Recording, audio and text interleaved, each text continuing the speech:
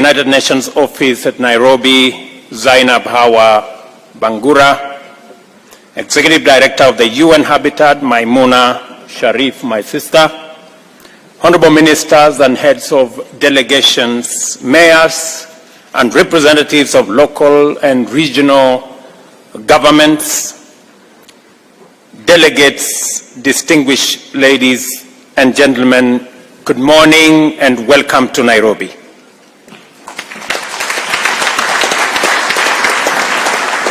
On behalf of the people and government of Kenya and on my own behalf, I am truly delighted to have the honor to welcoming you to this warm and beautiful land in Kenya and to our capital city of Nairobi, the globally famous green city in the sun.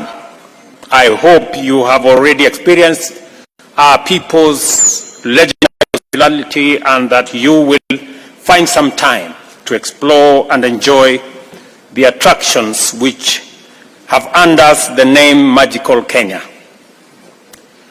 Maybe at this point it is important for me to tell you maybe 3 things that are important for your stay in Nairobi.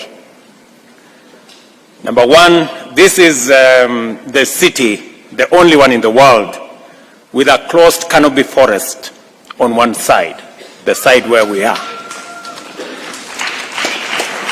This is also the only city in the world that has a national park in the city with wild animals, elephants and rhinos and lions and cheetahs.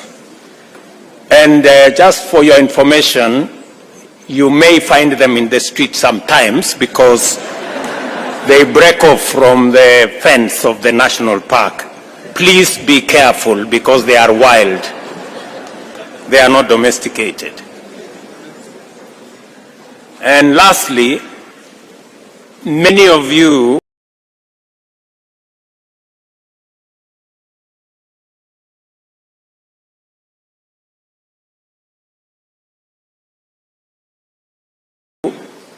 at the end of this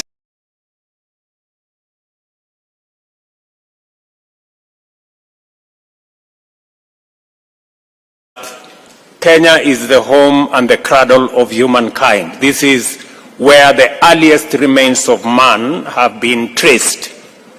So when you find yourself feeling at home and having a problem going back to Europe and America and the rest of Africa, just know that you are at home.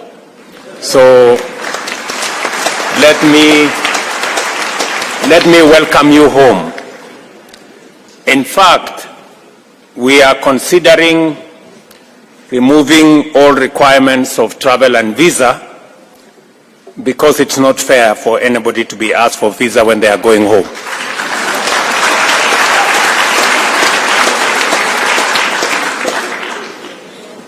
Our ambition to be the home of the United Nations Human Settlement Program, UN Habitat, was inspired by a deep commitment to pursue economic development together with sustainable urbanization in harmony with the preservation of our national heritage. The international community's decision to locate this critical organization here is therefore out of recognition and emphatic endorsement of this commitment. Our experience in balancing the imperatives of industrialization, sustainable urbanization, and ecological responsibility as fundamental components of socio-economic transformation has had its challenges and setbacks. But we are persuaded now, more than ever, that not only is it worthwhile and feasible, but it also enhances the efficiency, safety, beauty, and livability of our cities. Even now, challenges exist with variety and on a scale that is unprecedented. The world is emerging from a devastating pandemic whilst grappling with a relentless economic crisis driven by geopolitical tensions as well as the triple planetary crisis of pollution, loss of biodiversity, and of course, climate change. As a consequence, millions of people throughout the world have been adversely affected, including through threats to life and also threats to livelihoods. In addition to normal migration to urban areas, millions of people displaced by the recent social, economic, and political upheavals joined the poor, vulnerable, underserved, and marginal segments of our urban populations. For better or for worse, the world population has reached 8 billion people, 57% of whom live in urban areas. These numbers are expected to increase steadily in the coming years, but urban populations are projected to rise even faster. In the global south, the rates will be even more pronounced, whilst in Africa, where the median age is 19, urban populations will be very youthful, presenting a novel set of challenges and opportunities for national economic and urban planning and general development. Urban centers have always held the most intense concentrations of both best and the worst human possibilities: wealth and poverty, well-being and suffering, dignity and misery, all in one ecosystem. As a result, they are also the theaters of the starkest inequalities in human opportunities and human outcomes. The explosion in global populations as well as urbanization has immense implications for global production and consumption, with humanity poised firmly between trends and practices likely to overwhelm the planet's capacity to support life on one end and clean, green, efficient, and abundant sustainability on the other end.